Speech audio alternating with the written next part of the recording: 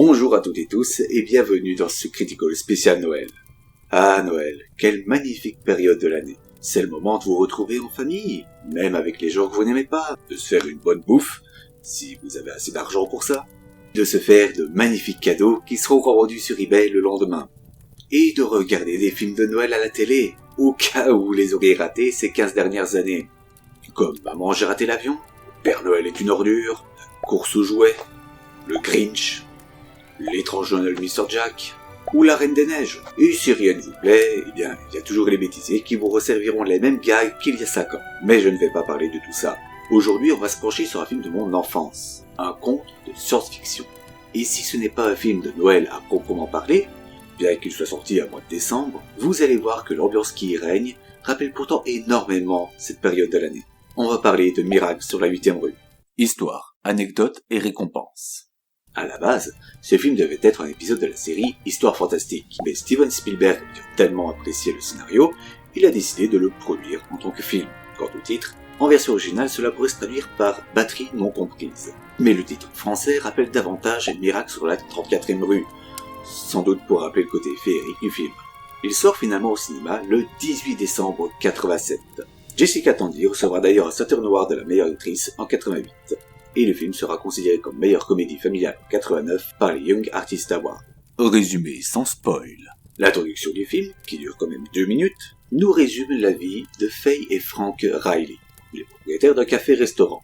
On apprend via quelques photos que Frank était Marines. Ensemble, ils ont eu un enfant, Bobby, et ont visiblement bien réussi leur vie si l'on en croit les voitures qu'ils peuvent s'acheter. Mais le quartier est peu à peu démoli, et il ne reste finalement que les restaurants et le bâtiment adjacent. On apprend très vite que Faye a quelques problèmes de santé. Effectivement, elle a des trous de mémoire assez importants. Tous les résidents du bâtiment sont alors emmerdés par le fameux Carlos et ses sbires, de petites frappes qui les harcèlent jour après jour pour qu'ils déménagent. Tu pourrais habiter Brooklyn! Car le promoteur Leslie désire le quartier pour ses projets personnels.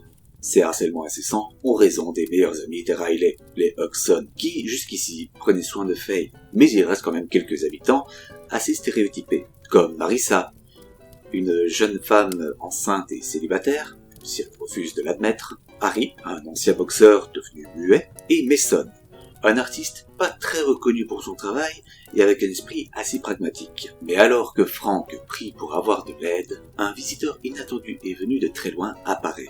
Une soucoupe volante miniature, puis une seconde, qui vont totalement chambouler le quotidien des résidents. Donc à partir de maintenant, il va y avoir des spoils. Donc si vous voulez garder la surprise, eh bien je vous invite à cliquer sur le timecode qui apparaît. Si vous vous moquez d'être spoilé ou que vous connaissez le film, eh bien vous pouvez continuer la vidéo. Suite du résumé avec spoil. Les petits lutins, comme les appelle Faye, ont tout réparé dans le bâtiment. Des portes, des bibelots, des photos, et même le restaurant. Les résidents font alors tout leur possible pour satisfaire les visiteurs, en leur fournissant électricité et métaux en suffisance. C'est le fournisseur d'énergie qui va être content quand il va envoyer la facture. Et si les soucoupes ont besoin d'autant de matériaux, eh bien c'est parce que la femelle attend des petits. Au départ, on ne suit l'aventure qu'avec 2 enfants. Effectivement, le 3e subit une sorte de fausse couche. C'est d'ailleurs à ce moment-là que l'on peut entendre le titre original du film, puisque Harry prononce ces mots. Pile non comprise. L'ancien boxeur va même dérober le corps du 3e petit afin de le réparer. L'idée des petites soucoupes est assez intéressante et très drôle, puisqu'ils doivent vivre comme des soucoupes, comme leurs parents leur indiquent, mais également avec des êtres humains, ce qui laisse présager quelques conneries. Le restaurant réouvre alors ses portes, ce qui fait énormément plaisir aux résidents, surtout aux Riley, mais pas à Lizzie et Carlos. On s'attarde alors un petit peu sur les bêtises que font les petits robots et sur l'éducation assez particulière de leur mère.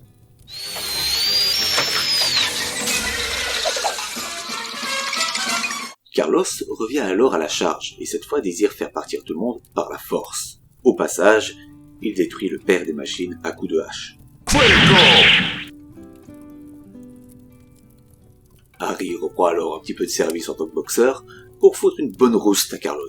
Mais ce remue-ménage a fait fuir les petits. Alors que la soucoupe femelle répare son conjoint, les résidents partent à la recherche des bébés. Lorsqu'ils les retrouvent enfin, les extraterrestres s'en vont tous.